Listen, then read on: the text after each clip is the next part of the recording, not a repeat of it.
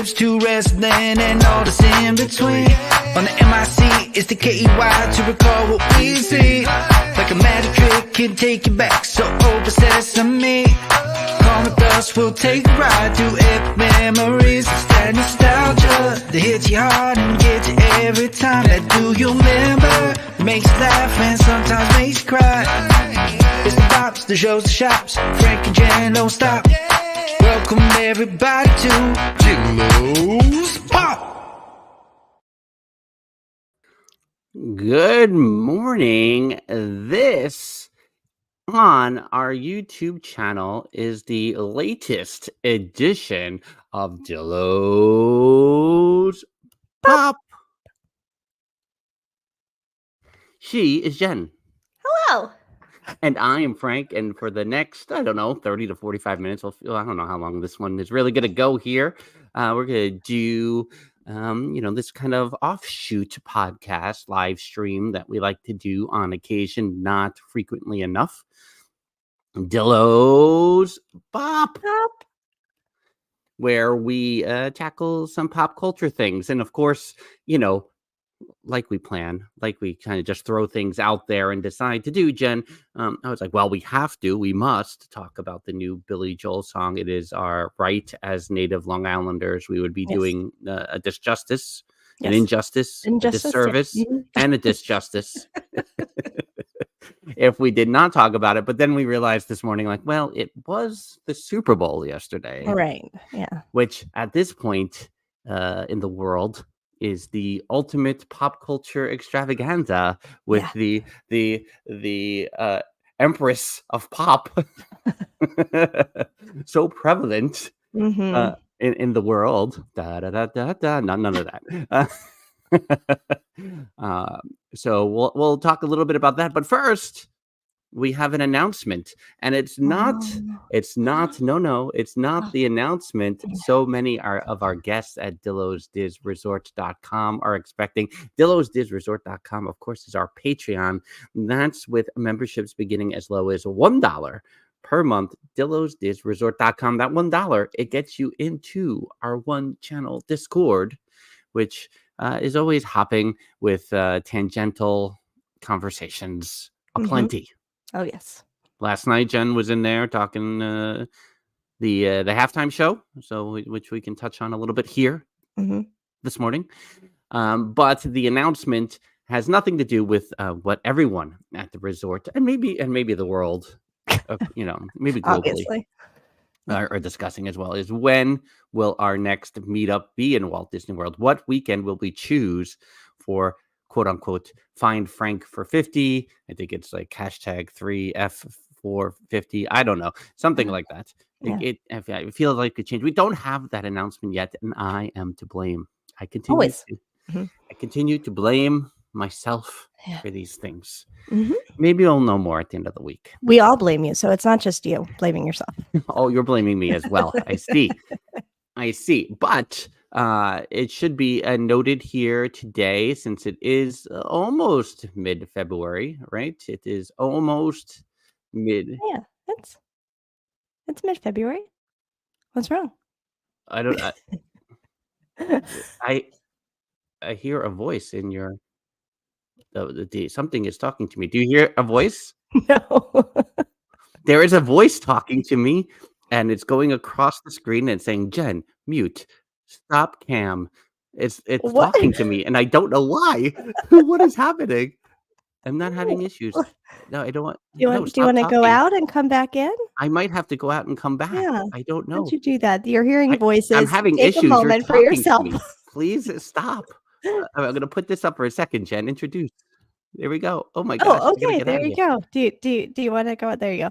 All right. So our announcement is about Dillos Madness, which looks maddening when I do that. So Dillos Madness, as it is every year, is coming in March. Do we have everything set up yet? Of course not. But will we figure it out? Yeah, of course we will. Dillos Madness, if you don't know, in years past, we set up a little bracket, just like March Madness, and we set up various things. Sometimes it's attraction based, sometimes it's movie based, sometimes it's a mix of all the things. So this year, Dillo's Madness starting next month. Frank, are you hearing voices? I'm no longer hearing voices. So my StreamYard started going off the rails and it was going, leave studio, stop cam, Jen, mute, stop cam, present. And I was like, what? Why are you talking like this? What is happening? The robots are coming. This is Jen's shows now. You must leave. So you announced Dillos Madness is returning. What else did you say? Yes, I did. I just said it was returning. I explained for those who might not know what Dillos Madness is, how we've done it in the past, what different things have been included. And do we have it all figured out quite yet? Not really. Ish. So more to come. I think we could say, though, in some fashion, it will be exclusive to DillosDizResorts.com. That's true. So more information to follow there. We are anticipating a start around the Ides of March. So 4 weeks from this week. So some in and around the Ides of March, the return of Dillos Madness right there. Not to be confused, of course, with Dillos Pop. Which is what's happening right now. That's what you're watching right now. That's what's happening right now. So I do have this in topic form here. I have a Super Bowl talk. I have a Super Bowl spectacle, because halftime show, commercials, etc. Sure. And then the real topic on hand, which is Billy Joel's Turn the Lights Back On. The Super Bowl last night, as it was predetermined, as it was written, as it was scripted, as hashtag everything is wrestling. The Kansas City Chiefs are your Super Bowl champions, much to the chagrin of the 9-year-old and the joy of the tomorrow 8-year-old. So don't let them talk about the Super Bowl this weekend when they get together. Facts. I mean, I think the 8-year-old is her joy mostly from being a Swiftie. Correct. Right. So I think that would probably be okay. Yeah. The 9-year-old, if you don't know, and maybe you do because you've listened to the podcast before, but my children are early bedtime goers. However, the 9-year-old was like, I'm going to stay up for the whole Super Bowl. We're like, okay, fine, whatever. Because last year, I don't think he even made it to halftime before he was asleep on the couch. So we were like, whatever, that'll just happen again. No, he stayed up for the whole thing. And we, as parents, felt really bad parents last night because he was up until 11 o'clock because then they went into overtime. What happens? So, yeah, we were like, listen to me. You cannot get up early tomorrow. You have to sleep. We'll get you up for school. Don't worry about it. You just sleep. Now, he was up by 7:30, which, by the way, is late for him. Late but for him. Still, 11 o'clock. You think he would go later. But yeah, not thrilled with the outcome, but it was a very close game there. It was a very close game. And, if it was really scripted, everyone, Mahomes would have thrown that pass to Kelsey with 6 seconds left, and he would have scored the touchdown. If it was truly scripted and they weren't trying to throw us off by having someone else score the winning touchdown. That's right. Just to be clear, I'm not suggesting in any way that the NFL or the Super Bowl are scripted. No. Check your TikTok for conspiracy theories. Jen, overall, because this is like your first full season of football from start to finish that you have ever consumed, all 17, 18 weeks, whatever it is now. Yeah. I'll never get out of my head that it's more than 16 regular season games, the playoffs, the Super Bowl. What are your thoughts about finally taking the full ride here from beginning to end? I think my perspective on football is fantastic. And really everyone should hear it. But while watching the game last night, and because it was here's my perspective. It was a slower start. The score was low, not much was happening. Now Mr. Snidillo provides the perspective of that's because both teams are just really good, so no one can get anything done. I'm like, yeah, that's a good point. There's not. I guess they're both doing what they're supposed to be doing. That makes a lot of sense. But it was a nice little ride through football. I learned some more. I ranted some more, and but ultimately, still the Super Bowl remains for me mostly about the commercials and the halftime show. So I still stayed mostly true to that, but I took it all in otherwise. What is your pulse? What are you taking a pulse on the Travis Kelce Taylor Swift relationship? Where do you in pop culture conversation? Where do you fit this in the course of pop culture history? Pop culture phenomenon. I mean, goodness gracious. So, of course, let me choose my words carefully. When it all started, everyone was very, is this fake? Is this a PR stunt? Is it both of these people, whichever side you're on, if you are a football fan and not a Swiftie, or if you are a Swiftie and not a football fan, you might not realize how big these two people are prior to this in their own worlds. They are huge, both of them. They both have a ton of money. Travis has all his sponsors. He's on every commercial. To sit here and be like, oh, sorry, I'm already ranting, and be like, oh, Taylor's going to help him out. He doesn't need help. He's on every commercial, people. So he was already big. Now, although it is not a PR stunt, there is a PR factor to it where obviously it's still helping them in staying current, staying in everyone's face, being everywhere. Do I personally get annoyed with the Monday morning headlines of Travis and Taylor kissed after the game? Travis and Taylor left the stadium hand in hand. They are dating. They are not denying dating. They've been dating for a while. Obviously, she's watching the games. It's all here. Now you got me on a roll. I was so annoyed all week as the TikTok is showing me the Travis Kelce in the press conferences that he's had to have in Vegas all week. Right. And these questions that some of these reporters are asking, I'm like, are you joking? What advice has Taylor given you that will help you with the game? Taylor Swift doesn't need to give Travis Kelce advice on football. She doesn't. And it's just questions like that. Who will get a ring first? Stop, all of you. It's ridiculous. So, and then people get mad at Taylor. Ugh, it's her fault. It's her fault she's on the screen all the time. It's her fault she's on the Jumbotron. It's her fault that she's all over the headlines. Is it? Or is it all these people going, who's going to get a ring first? It's them. It's not her. But whatever. So I think in terms of pop culture phenomenon, I think it's massive because it's just such a crazy time where two forces have come together.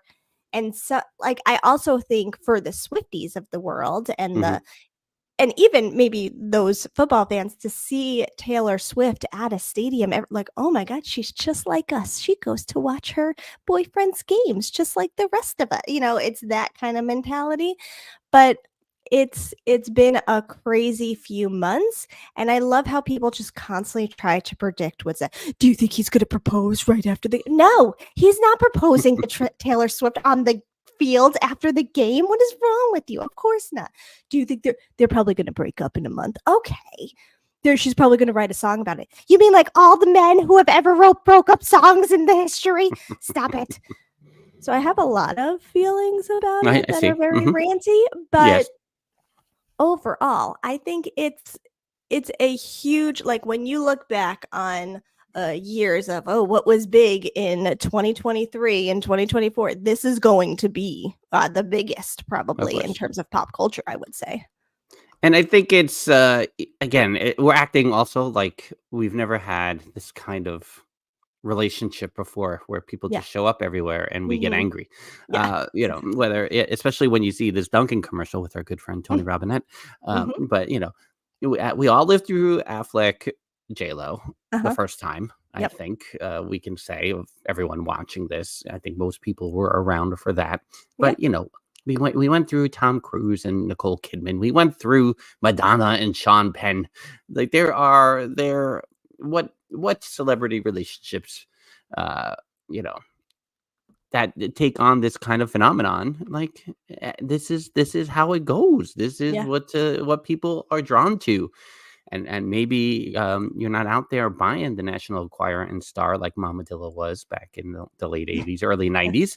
But this is what social media is for. Yep.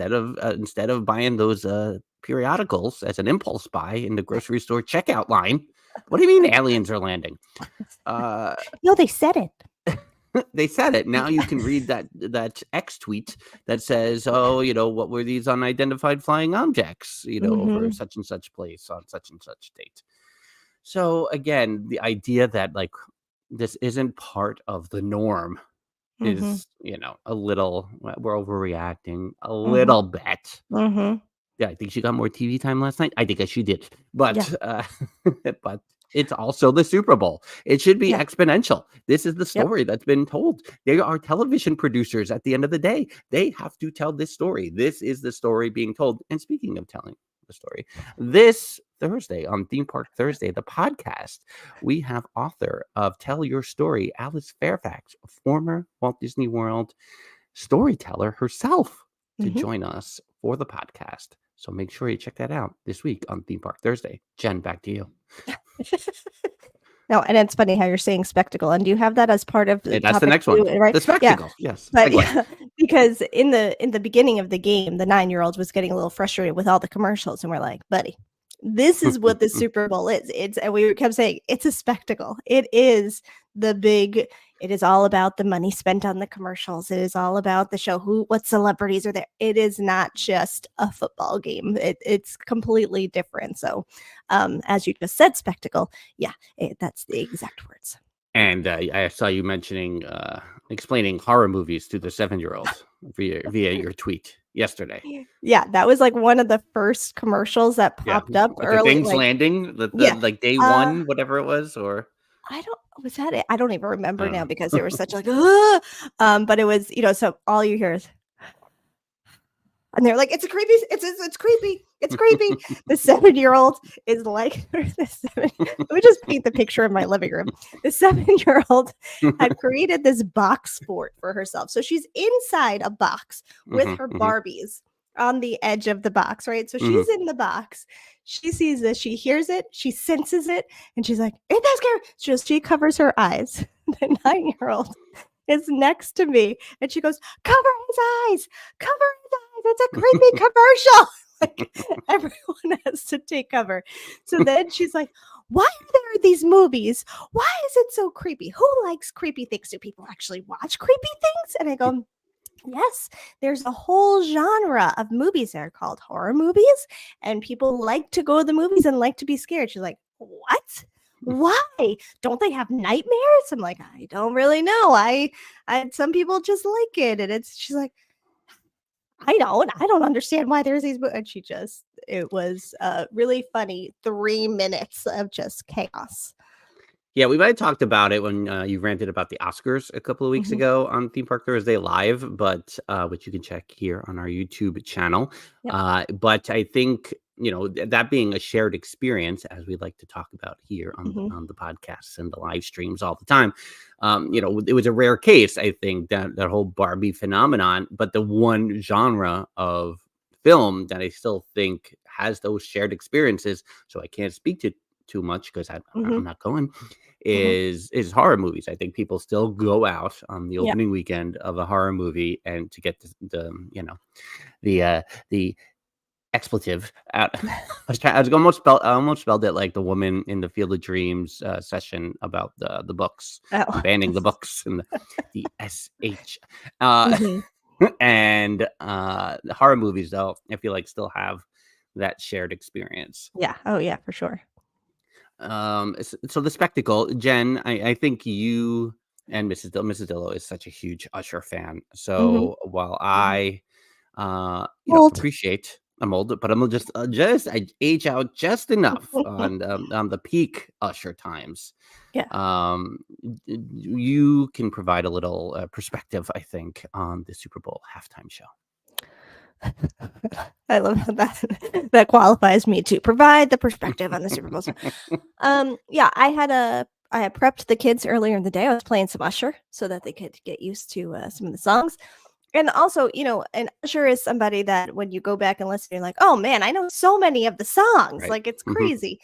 So I don't know, again, if you know us, my favorite halftime show is Britney and Sync and Aerosmith. So my expectations are not Dilloed when it comes to the Super Bowl in a way, because I expect them to be better than that. And if they're not, oh well. So I don't know that I go into it like, oh, I'm so excited to see this, but I was intrigued. I thought it was a little bit of a slower start. It was interesting that he took a slower start. And then all of a sudden I hear the piano and I go, what, is Alicia here? And then Alicia Keys pops up. Right. And I'm like, well, that's nice.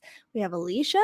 And then he starts with the costume changes, and he starts with the roller skates, and he starts with more of the spectacle, right? And he creates the entire performance. I saw Lexi say it in our one channel Discord how it felt bigger than last year, and it felt like it took up the space better. And I agree. It reminded me more of like some of the older halftime shows where they get the crowd in front. Right. And so he had a ton of performers, which was great.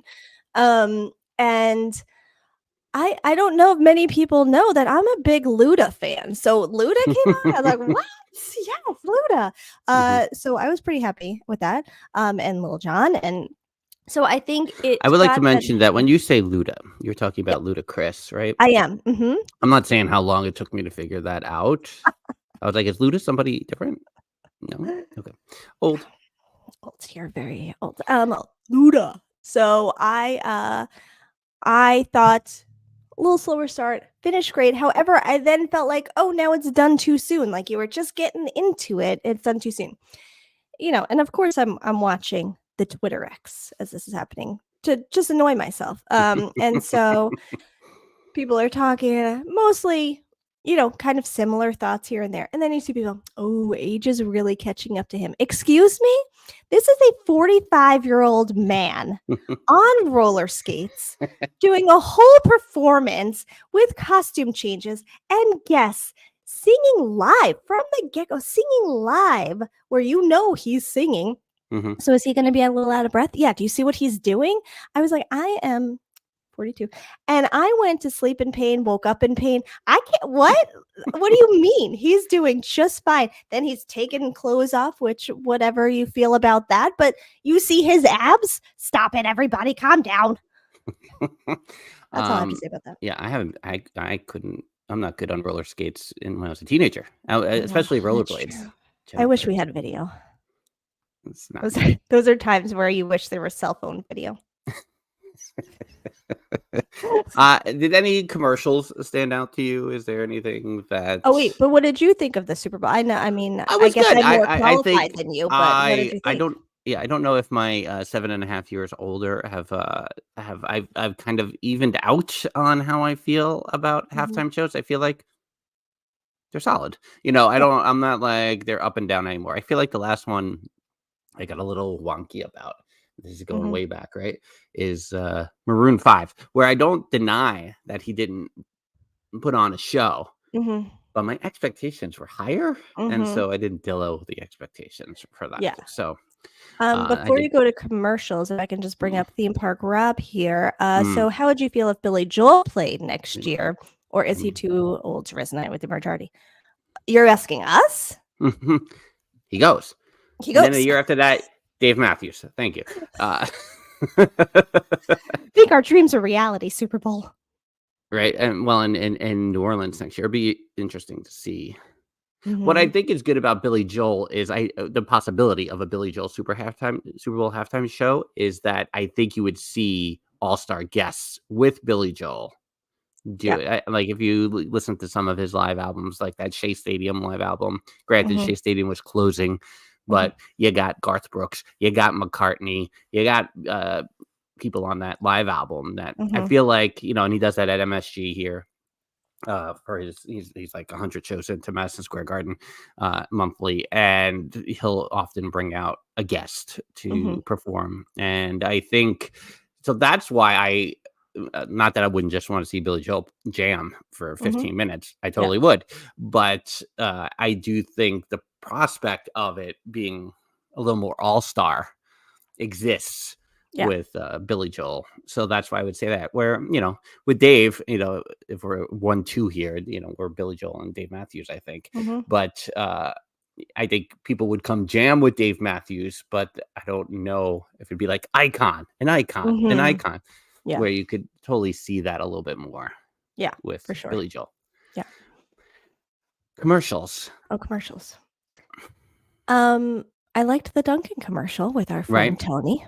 Yeah. But I thought it was funny. Like I thought that was a good one. I thought Christopher Walken. Christopher Walken was a good one. Put Christopher Walken in something. See if we don't like it. I mean, that's let me see what else. Right, there was a very SNL vibe to the commercials. You had the Tina Fey commercial, you had the Walken commercial. You had all of a sudden you were like, oh, are we moving out of 90s nostalgia and into early 2000s nostalgia? Where that peak 10 years ago, that peak SNL time of Fallon and Tina Fey on news and Chris Kattan and Will Ferrell and all that whole crew. Was those shows were must see every week from that 2000 election. For the next couple of years were very, epic. So it was like must see viewing. So I feel as if I felt like we were dipping our toe in early 2000s nostalgia. I was like, oh no, we leaving 90s nostalgia? We're gonna have to close up the podcast. But then they throw in Mr. T, so it was fine. So I mean, worked out, it balanced out. Also, I appreciate anytime I get to see Dan Levy, who is a friend in my head. So when I see him, I'm happy. So that was good too. But it's a lot of Jeff Goldblum in the Wicked commercial, the Wicked trailer. The tomorrow she's 8 on the 3rd, I should say, because who knows when people are listening or watching this on the February 13th. The 7-year-old turns 8, and can we see Wicked before we see Moana 2? And how dare you, Miss Broadway over there? So so and I mean, and I think they just.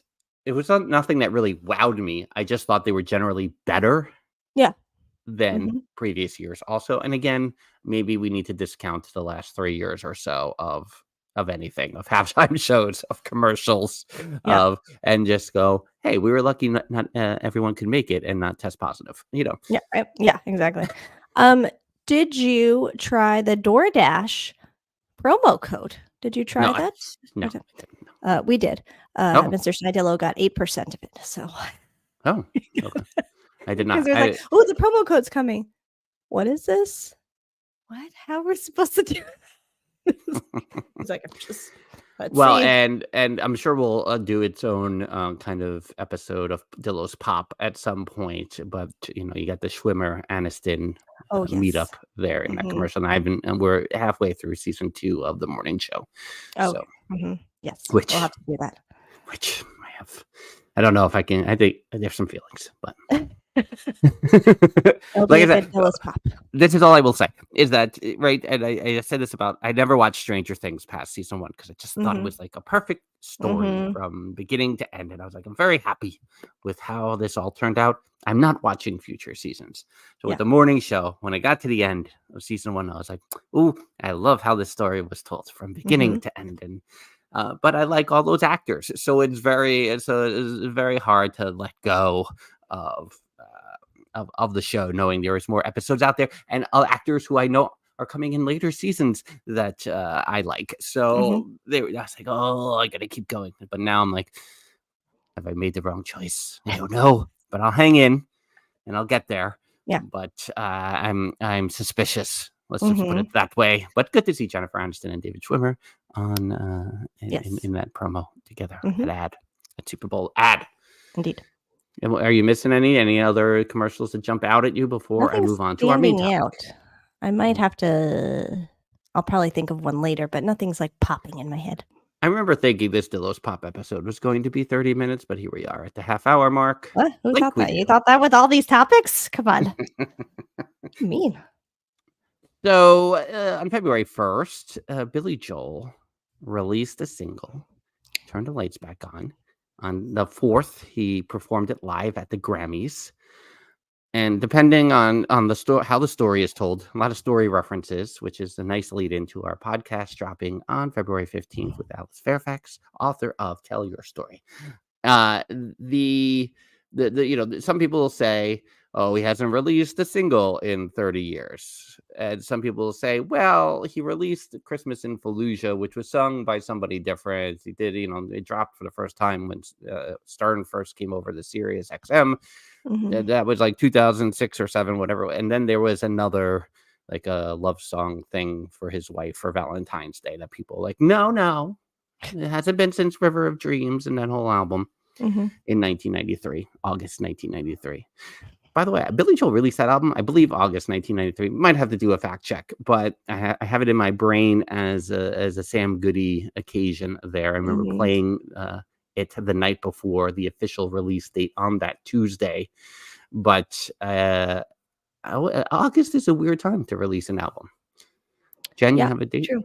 I did. That year, so in 1992, that year, Joel also started working on River of Dreams, finishing the album in early 1993. Let me see if I can get the exact date. The release date.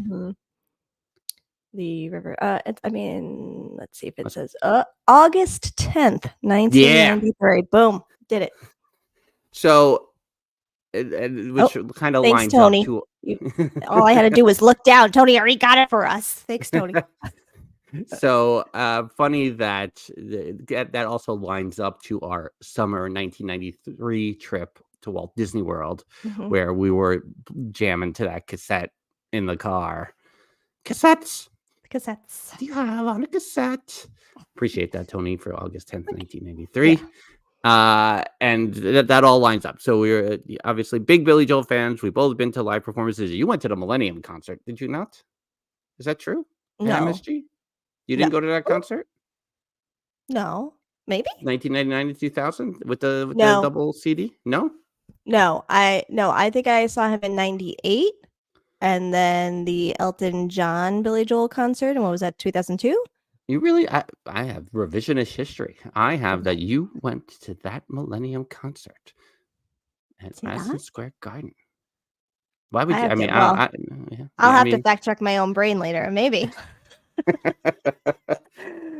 I guess that maybe just that CD, it makes me think that you did. But yes, so we've both been multiple times to see Billy Joel live. This was good morning, Joanne. Welcome to the chat. And Tony's in here, and Rob's in here still, and Jeffers is in here. So thanks for hanging out.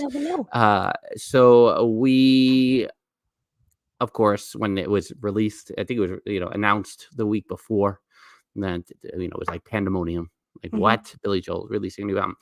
Can you tell me in the week leading up to the release of the single, what was your expectation? Did you Dillo the expectation? What was your thought behind the song? Like what? Like you had were you thinking, oh, it's gonna sound more in the vein of Stormfront and River of Dreams, or were you thinking, oh, it could be like a classic kind of thing? Like where were you? I don't think I thought anything. I don't think I like in terms of what it could be or what it would be. I was just excited that he was going to do it. But I don't think I set any kind of criteria or expectations on it. So of course I I had a lot of expectations. But what's funny about us and our nostalgia and our Long Islandness, and so again, therefore we have an abundant knowledge of Billy Joel. Jen has never seen him walking around the neighborhood. I have interacted with him directly. Ridiculous. Even though how Jen has not in all the years on the North Shore of Long Island there. Not entirely certain. I have interacted and engaged and assisted Billy Joel in the past. And now he's moving. So like, am I even going to see him? Is he going to come back and visit? I don't know. But that time he just started playing the piano on the sidewalk. If anyone remembers that viral video, 2 minutes from here. Why am I not there? Why did I not just walk by going, is it really Joel? So obviously the title alone turned the lights back on. I was like, oh my God, this is symbolic. It's deeper than we're expecting here because of the, we know if you listen to interviews, if you've seen, you swipe the TikToks because Billy Joel's in your algorithm. I don't know. You see interviews where he's like, oh, I was just going to work on my classical music, or, oh, I just thought it was time, or, oh, writing frustrates me, like he said on the Grammys vignette before he did the song live. So there is that kind of that symbolism behind it that I knew, like, all right, we're getting something, but I wasn't entirely convinced that it would what the style of the orchestration and everything else would be. I guess the arrangement.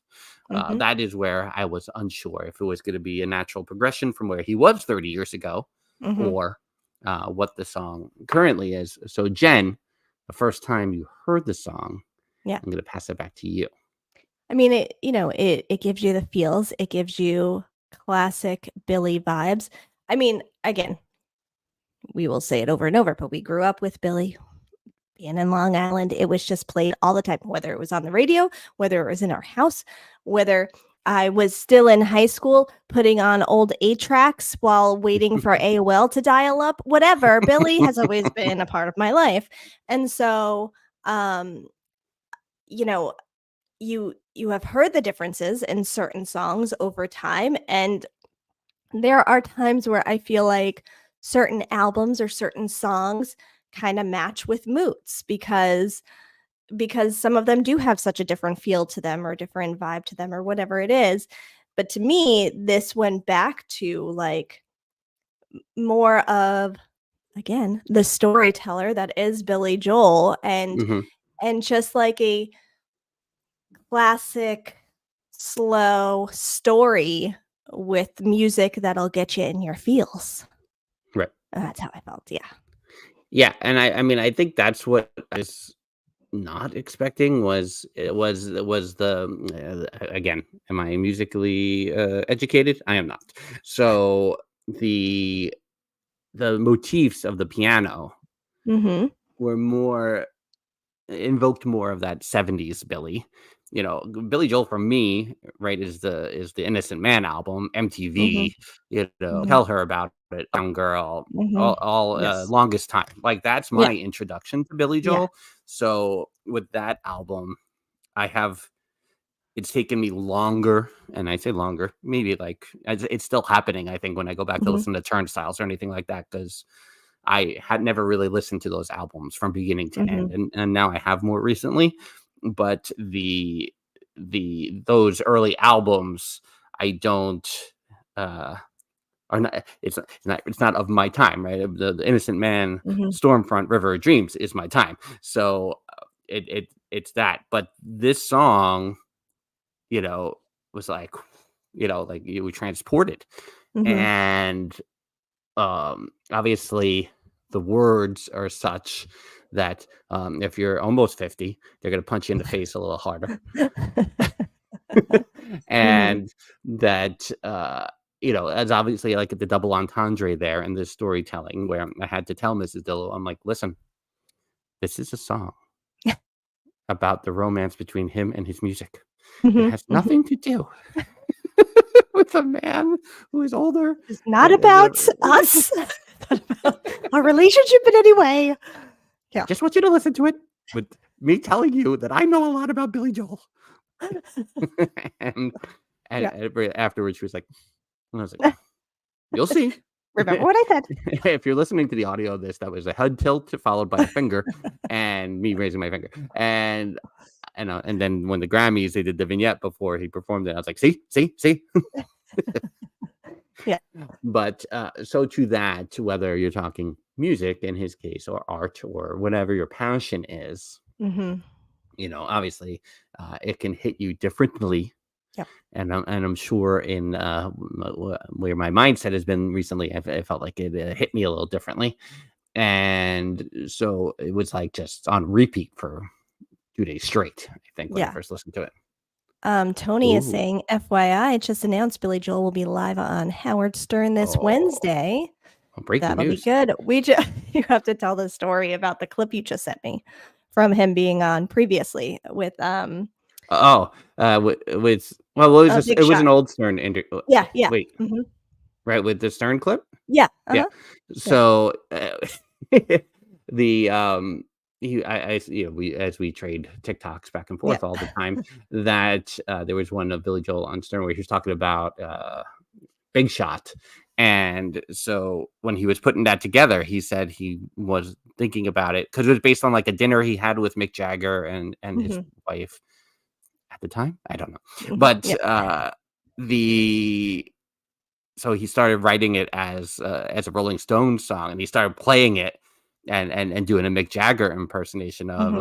like, oh, you had to be a big shot. Like I was Yeah. like, oh my God, I never thought of that being, as if Mick Jagger was singing it, and now I'll never hear it the same way again. But little things like that, just is the stories behind the story of the song that Mhm. it's so layered, and and then, so this song, why I think it's going to be big, and you can see just on his placement on the Grammys, they want it to be big. Mhm. They're pushing towards the album. That is Yeah. what we're on our way. Whenever it Yeah. may happen, we are on the way. He just did it at the Garden on Friday night. It was part of the song list. So it's it's working into the system, Mhm. and then he's going to go on a big tour. That, the real reason why the MSG residency is ending is probably because he's thinking about a big tour with the album. Yeah. Yeah. That's the real reason. There's no there's no mistaking that at this point in juncture, I think. Yeah. Well, and also, with his move out of Long Island, I don't know. He might still have his house out east. I don't know Mhm. if he still has that. The house that is near me, Mm. and even closer to our cousins, literally like Right. Is that a lyric of right his there. song? In Oyster Bay, Long Island, Yeah. right? I mean, it's Yeah. like, Yeah. That's uh I'm sure he won't be spending as much time New York based maybe overall, but I think I've always found it interesting throughout the years because not that Billy Joel is only a New York person where only New Yorkers appreciate him or anything like that, but you do see when you meet people from other states across the country, whatever it is, that maybe he didn't play as big of a role in their life as mhm. he consumed ours. It's weird. Like, what do you mean during the summer you didn't drive past his house out east with your grandmother and great uncle and aunt? What do you mean? But but I think it's also interesting when certain people think of Billy Joel, like what song they think of and what song they consider better than other songs and what song doesn't even like show up on their radar. Um, and and that's always been really interesting to me. Like, what do like for me, I absolutely love songs from an Italian restaurant. And Right. so scenes, what did I say? Songs? Yeah. You said Scenes something. from an Italian You know what restaurant. Um, so like when people are like, I don't know that song, or Mhm. they don't think of it that I'm like, what do you mean? That's so good. But it's just interesting how his music finds his way into conversations or, pop culture. I don't think you watched what was it called? It is on the tip of my tongue with Ben Platt, The Politician on Oh, Netflix. no, I did not.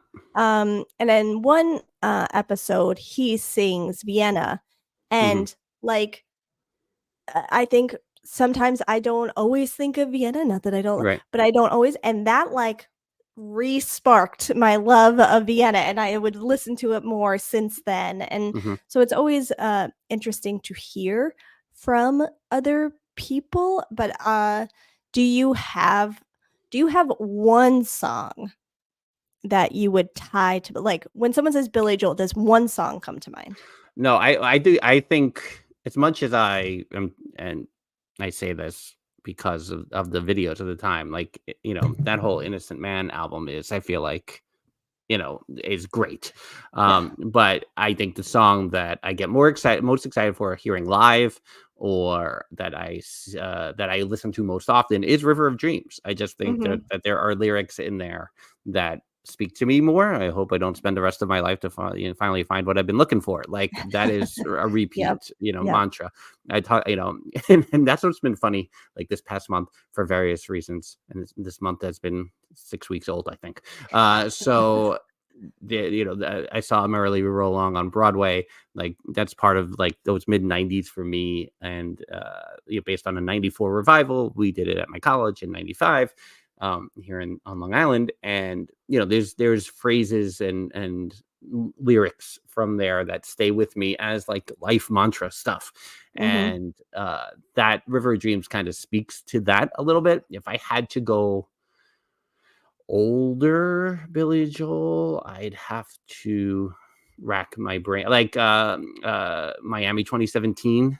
I seen the lights go out on Broadway. I'm like, that really like that song, again, it's like looking, it's looking at Miami 2017. Remember 2017, 7 years ago?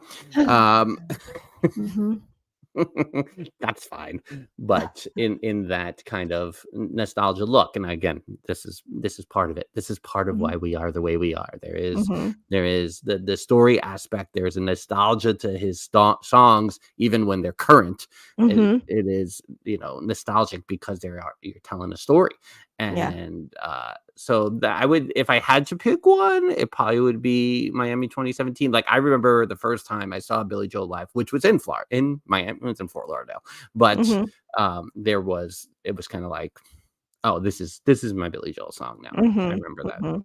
Yeah. I feel like I was thinking that I feel like there's different periods of my life for different albums too. And like I said, the A-Track, and I think the A-Track, I think it was a Stranger album on A-Track. Do you remember?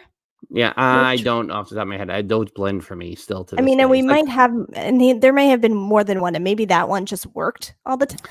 Hi, SEO expert. Please send us an email to dillosiz@gmail.com. Thanks for checking in. But yeah, that to me is my AOL days, where I would put that in our computer room, quote unquote, and in our old vinyl 8-track cassette player that we had. And the sounds of AOL annoy me, but at least I have Billy Joel to calm me. But then like his Greatest Hits Volume 3, which came out in 97, to me, that album, and then speaking of Dave Matthews earlier, Dave Matthews Before These Crowded Streets, which came out in 98, like those two albums tie into like what? I think that came out earlier, Before These Credits. Well, that's the third one, right? April 28th, 1998. You are correct. That is 1998. So, but like that's high school. So like those albums stick out to me as well. But since the kids were little, that I'll put on Billy Joel in the background as we're doing Legos or Play-Doh or whatever it is, and like possibly ingraining it into their heads of who Billy Joel is just in the background. But now, a couple of years ago, I now have a record player. So now I have Stranger on vinyl, and so I'll listen to that. But yeah, I think the storytelling, I think being from the same area, like when he is talking about Brenda and Eddie, like we know Brenda and Eddie, we know those people, we've experienced them in our life, all of that. But I see that Tony mentioned Vienna is his 16-year-old's favorite because of the TikTok surge. It's the timelessness that is Billy Joel that, just as time goes on and as he's reintroduced in different ways from different places and people start to realize where the songs are coming from and how they're being presented. I love that Billy Joel has an account on TikTok because there's just so many clips of old shows or interviews now. And I'm just like, rabbit hole. But yeah. It's very, there. And I feel like I'm seeing those more lately of kind of like isolated accounts for things that I'm like, oh no, this exists. Just watch this for like even Broadway shows. I'm like, oh, the kid is into Hadestown, so like I'm following Hadestown on TikTok, and all of a sudden I'm like, oh, now I'm watching all the TikToks of Hadestown and into them with Ani DeFranco just starting this weekend, and I'm like, oh. Let's see. Is there anything else before we ramp things up here? Like we expect an album, right? You expect an album at this point. I mean, I would hope so. I hope so. I don't he's been writing down stuff all this time. It's not like he just stopped writing phrases and lyrics and Of course. hooks. But he's just so good. I feel like, do I have specific things to still talk about in our final 10 minutes? Not necessarily, but could I fangirl about Billy Joel for hours? Yes. So, it depends on, do you want some rambling for a couple of hours or do we want to be concise? But yeah. No, and I think I will say, as we talk about Billy Joel being on Stern on Wednesday on Sirius, that again, they're both Long Islanders, right? And so we both relate also to, I think, their shyness and their introvertedness and their and that's without getting into it. I think I said it in the resort once before. I told the story like a way back of my interaction with Billy Joel, but it all started because Billy Joel was standing in the corner, and I said to my colleague, I said, "Why is Billy Joel standing in the corner? Does he need help?" and he was hanging back. Let's just say, and I was like, "You don't have to hang back. I can help you get you what you need." And but that whole interaction was like, I'm like, you could Billy Joel could be me and I could be the guy standing in the corner right now. Like that is I like whatever it is, and I know everyone is shy or introvert, like there's people everywhere. It felt very Long Island that I very much easily could have been that guy standing in the corner and do you need help with something? I'm like, no, just wait, thanks. Yeah. He didn't do Billy. I that would have been me doing that. That's not Billy Joel doing that, where he was like, no, it's okay, I'm okay, thank you. I think there is he is familiar. He is he feels like we know him. He feels like someone in our life, I'm not trying to be, New York is superior to everywhere. There's just a different vibe here in general. And when you grow up around here, there's just a different, I don't know how to explain it, but I absolutely, and probably people feel like that everywhere they come from. You have vibes in different spots. If you're from LA or if you're from, Chicago or whatever it is, there's just different vibes everywhere. And I think he just feels like people we've met in our life and people we know and friends and family and all the things. He feels like our uncle. I don't know, not literally our uncle, but like he could be an uncle. But yeah. Yeah, and I think just as a quick connection, I just watched that Elton John live concert that was as Chapek's Final Bow, I think it's called. But I just watched it like a week or two ago, and I don't know if I ever thought about Elton John being LA, but to see that LA crowd like so into it, I was like, oh, it's not something I thought about before. Was that I mean, Elton John is huge everywhere. Don't get me wrong, but at the end of the to me, like he's still British. Elton John here is huge. We saw Elton John with Billy Joel, like we mentioned, like it was huge. But I don't know. There was just something about that made me go, oh, this feels like a very LA concert.